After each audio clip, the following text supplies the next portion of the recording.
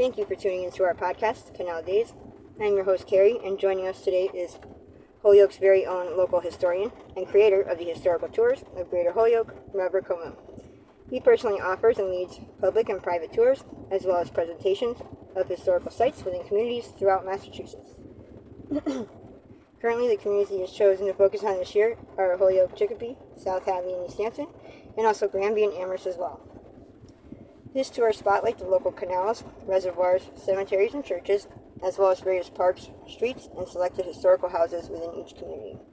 Today's episode will be discussing the old burial ground on Federal Hill in Agawam, Massachusetts.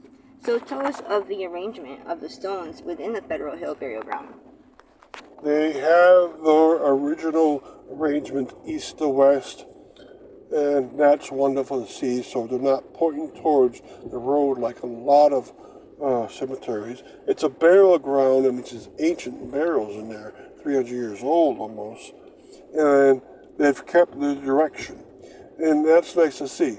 When you have a modern section put in to an old cemetery, they usually shift the old stones around, but here they never had that, and so it maintains its look. Now, what has changed here is that the headstone should have its inscription pointing towards the west, and the footstone should have its inscription pointing towards the east. So a person could walk between the rows, which would have been at 2.5 feet wide, and see who that burial space is devoted to. And usually they're trying to find their own deceased ancestor. And you could look at the footstone and headstone determinant on these rows and not walk over the space where the burial took place. And since everyone was doing that, it was a great way to have a family go in there and search for the deceased member of the family. If it was recently deceased, they'll remember it, but say a person is 30 years gone, then people would forget, and they'd have a nice way to go in and find them. So the arrangement should be that way in every cemetery. Now, about half the old burials in the cemetery pre-1850 had that headstone turned around. And that was done probably so that it could face the road. And a lot of cemeteries had all their stones did up that way. So today we're also going to talk about the footstones inside of here, because there are many, and what the lay of the land is, and what condition the cemetery is. But the biggest factor we already mentioned, and for that reason it's a wonderful cemetery to go see. And why are so many footstones still here? Because it never went modern, there was no temptation by the cemetery superintendent to throw out the footstones. The headstones would have been in a straight line in rows. The footstones would have been about 6.5 feet away from the headstones and pointing towards the east. Now, they wouldn't have been in straight lines. The reason why is because the person's height might have been different. You could have some people at 6.5 feet and need a 7-foot grave plot. Some people would have been babies and only need 2 feet. And they would have put the footstone by the end of the true feet of that burial.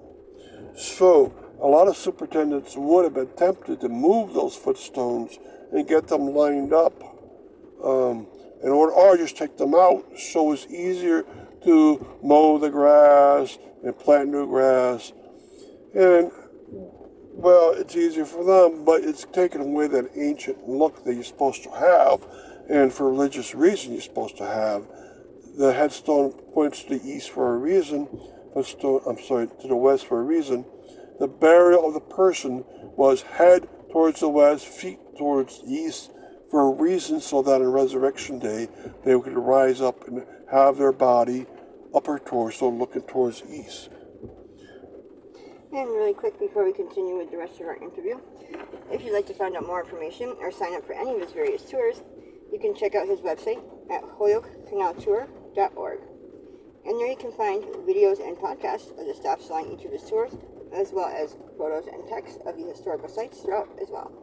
And for private tours and other inquiries, you can email him directly at bobcat4214, capital B, at yahoo.com. And his tours make for fun outdoor educational activities for families and group parties. Getting back to our interview, what is the layout of the land in the cemetery? The lay of the land is that you have in the front sort of a rectangle, but towards the back left there's a downhill part which is part of the cemetery. And back there you have burials. And that makes it look very unique. And around the inner perimeter there's also burials along the fence. And it has a nice overall look to it because there's enough trees to keep the cemetery rather dark. Most burial grounds were near some churches.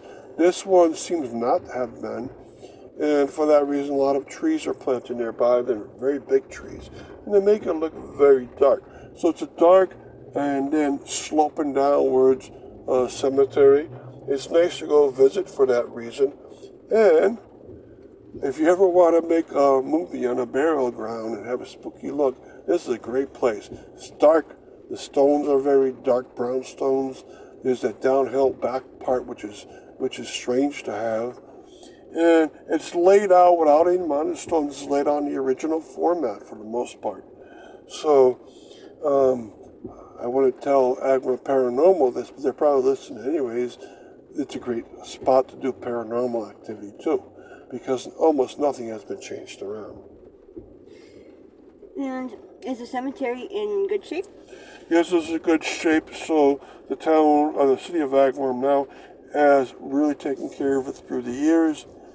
Let me tell you more important information about it. Sure, nowadays has mostly the name of Old Burial Ground at Federal Hill, but it also had in the past names such as Old North Burial Ground, the Federal Hill Cemetery, and the North Cemetery. And that's important for genealogists and for local historians to look at old maps. And they'll actually write down on the burial certificate these different names, so watch out for that.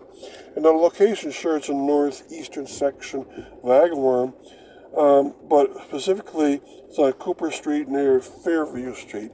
There's what looks like a driveway for the cemetery, but it's not really.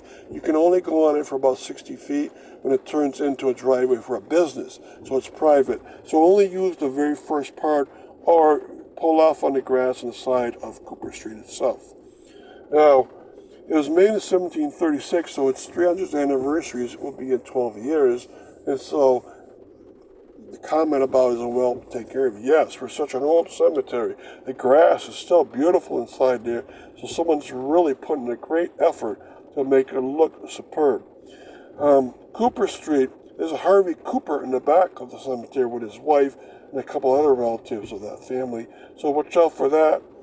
And the last thing to look out for is a person named John White, and I'm writing him in here or stating his name because his gravestone and footstone is almost like it originally should have looked like, but not quite. All right, so he has a beautiful footstone and headstone arrangement, but they're both pointing in the wrong direction. East-west axis, the headstone inscribed should point toward the west, and the footstone should point towards the east. So it's close to a very perfect situation, except for someone shifted them around. And the original sexton that put them in right. It's just that after about 250 years in his case, it probably fell on the ground once and someone put it up, and they said, oh, let's put it up to face the road, which is wrong. And it'd have to be put up by workers in the cemetery because these stones weigh 200 pounds, and so they're incredibly hard to lift. Okay, so I hope you go there in this case because when I went there, I was amazed at all the features of it. And thank you, Robert, for educating us on your tours and historical topics of your expertise. And we want to thank our listeners for tuning in as well. And check out a large selection of our other podcasts at his website, as well as on SoundCloud.com. And be sure to stay up to date with new podcasts and videos posted daily. Thank you, and hope you join us again.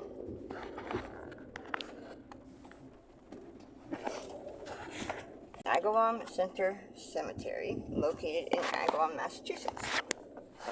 So what was Agawam Cemetery like? Alright, this cemetery is pretty easy to find. Now, you're probably most interested in the very old part, so we'll talk a lot about that and what has happened to it and what has moved into it. But there's also a modern part towards the back that's very visible and very large, and we'll talk about that too. But the Agawam Center Cemetery has a long history. It started out in 1774. Remember that Agawam was one of the pioneer communities that broke off of West Springfield and became its own location. And of course, you need a cemetery to do that. And the Agawam Cemetery, if you look at it, it's all been changed around, and we're going to describe some of that.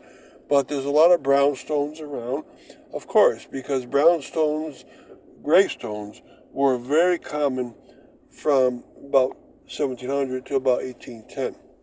And they had a lot of beautiful inscriptions and also beautiful designs on the very top of them.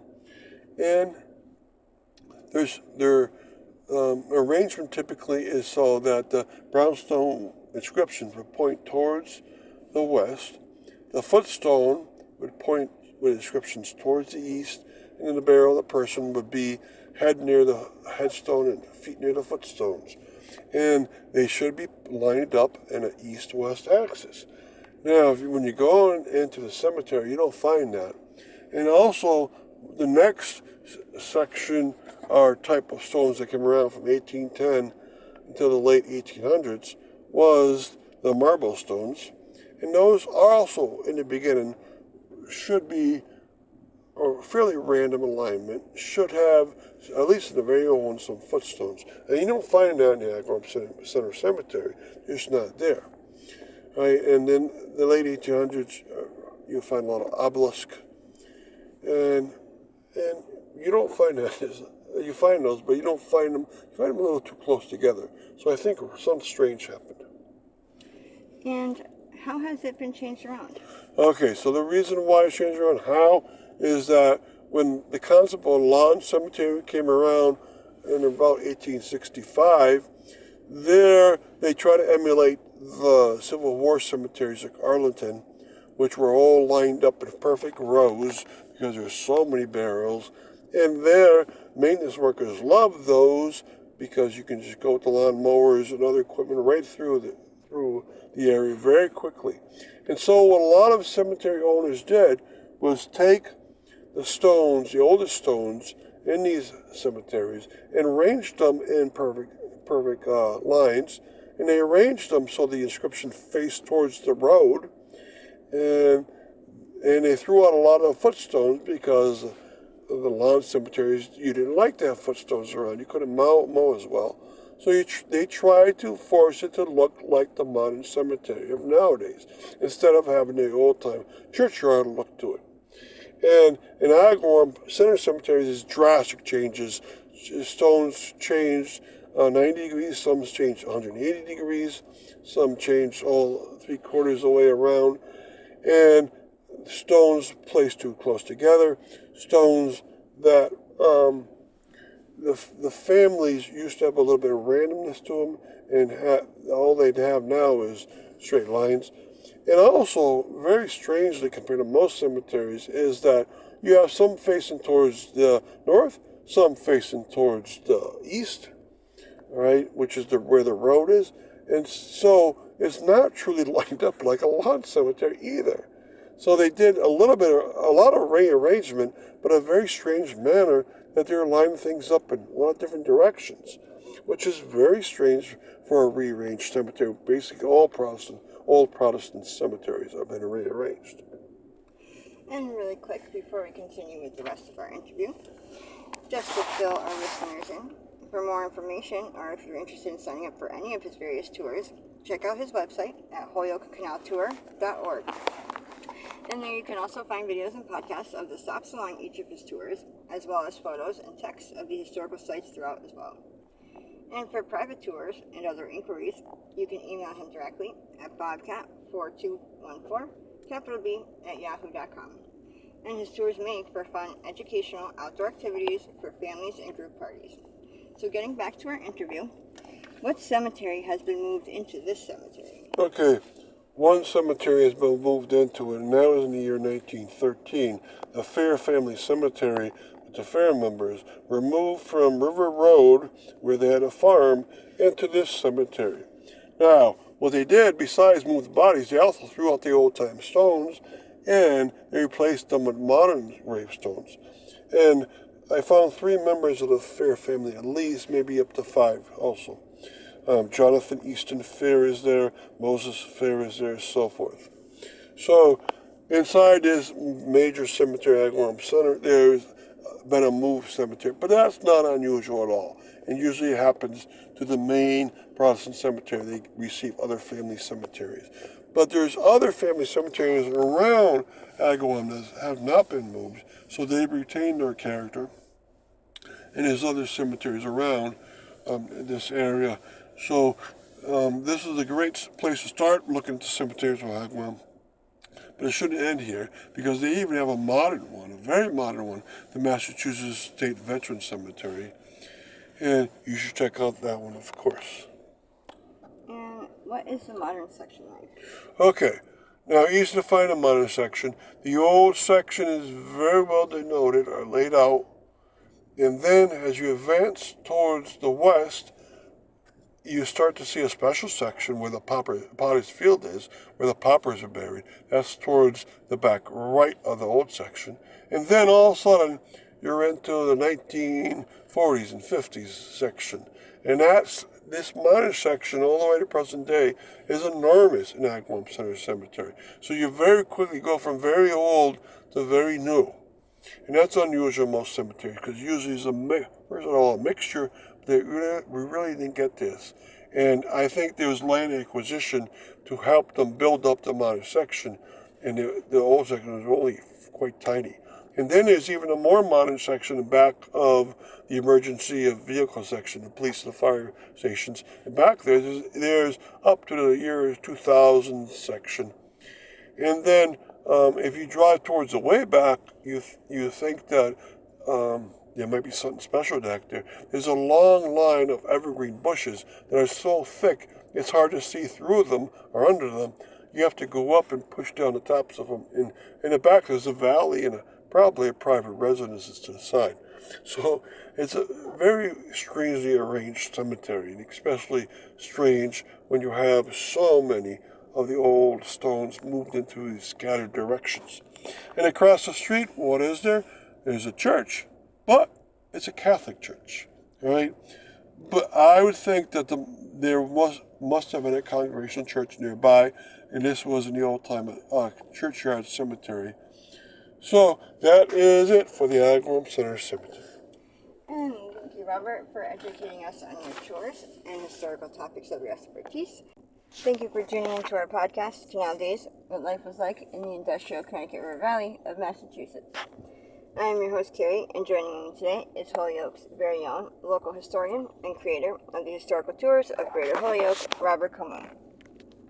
He personally offers and leads public and private tours, as well as presentations of historical sites within communities throughout the state of Massachusetts. Currently, the communities he has chosen to focus on this year are Holyoke, Chicopee, Hadley, South Hadley, and East Hampton, and also Granby and Amherst as well. His tours spotlight the local canals, cemeteries, reservoirs, and churches, as well as various parks, streets, and selected historical houses within each community. In today's episode, we'll be discussing the Smith Family Cemetery located in Agawam. So tell us about the Smith Family Cemetery. It's a nice, cozy little cemetery, and it might be considered hard to find because it's very tiny.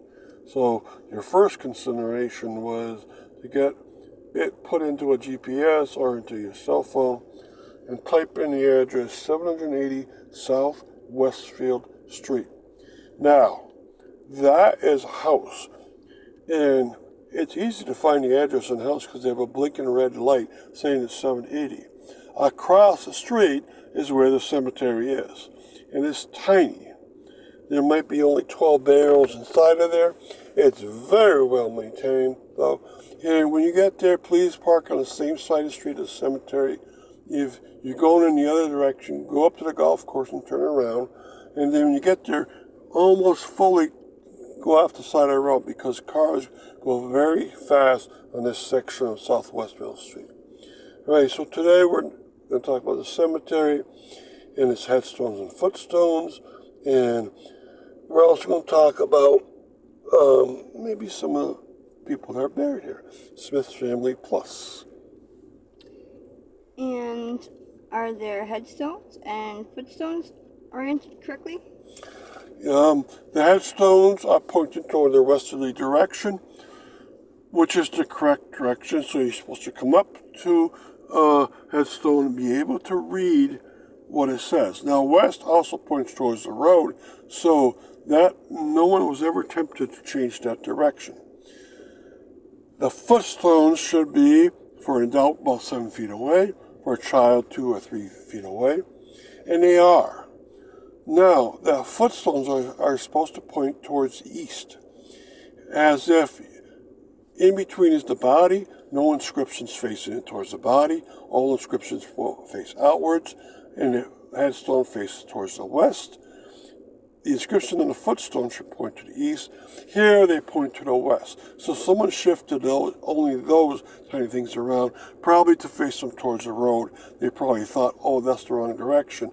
Because by 1850s, that tradition went away, and there was a beautification movement in cemeteries across the United States from 1880 to 1910, and they started shifting stones in different directions, and footstones they often threw away, and if they kept them, they put them in the wrong direction.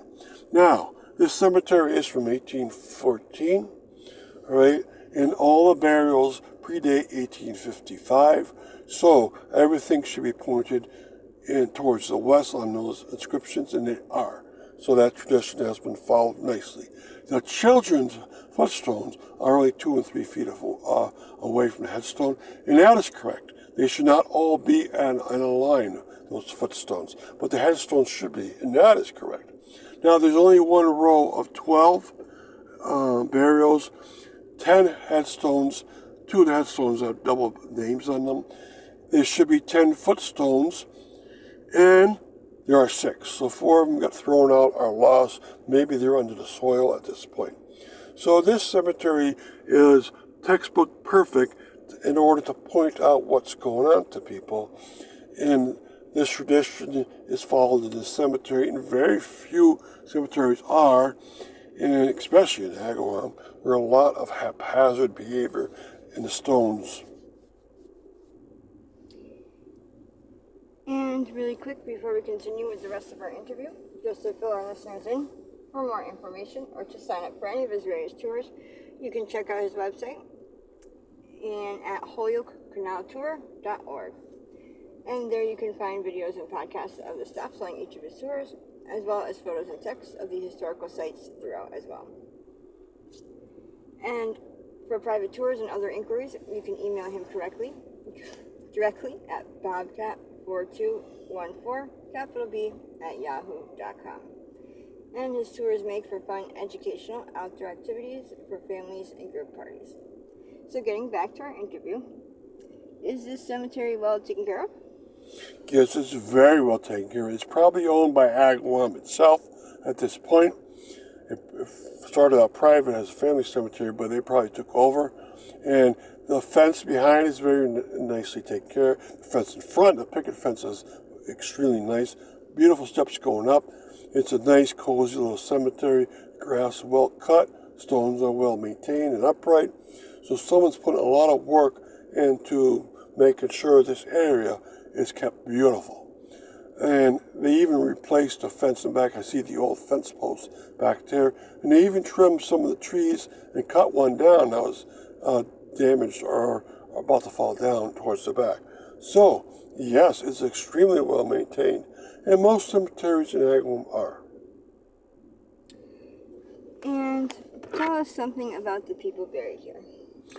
Alright, now there's a sign as you go up that they put in recently in the last 10 years. It's a placard that says Smith Family Cemetery, Feeding Hills, Massachusetts, 1814.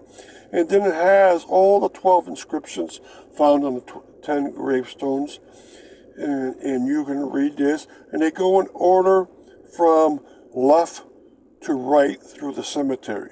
So as you read down, you're reading from left to right in the cemetery. And so you can actually take a picture of this with your cell phone, then walk into the cemetery, and then follow along each person. All right, now who's here? Well, it says here, Hannah, the daughter of Abigail and Asher Bailey, 11 years old, was there. And her headstone's only about maybe 3.5 feet from the footstone. That's the way it should be for a young person like her. Then it says 2 infant sons of Joseph and Clarissa Harris. And their footstones are very close in, as you can imagine, because they were infants. And then it says Clarissa, the daughter of the same, age 1, and her footstone is very close. And then another Harris, and then you start with the Smith family. All right, the most important person in the Smith family seems to be Samuel Smith, who died February 13th, 1830, age 86 years old. He has the biggest headstone of all, and his footstone has the initial SS, so you know it's Samuel Smith. And one of the footstones, instead of being in the back row, where it should be, is in the front row. So someone misplaced it next to this large headstone. So this family lived close by. They probably gave the Bailey and the Harris family a place here for their young children to be buried, which is a very nice touch. Now, the cemetery never grew from there. You have to wonder if the Smith family from 1814 up to maybe 1840s lived here, sure, but where'd they go? They might have moved off. And that'll be an interesting project to figure out where the rest of the Smith family related to Samuel Smith is buried. And thank you, Robert, for educating us on your tours and historical topics of your expertise. And we want to thank our listeners, of course, for tuning in.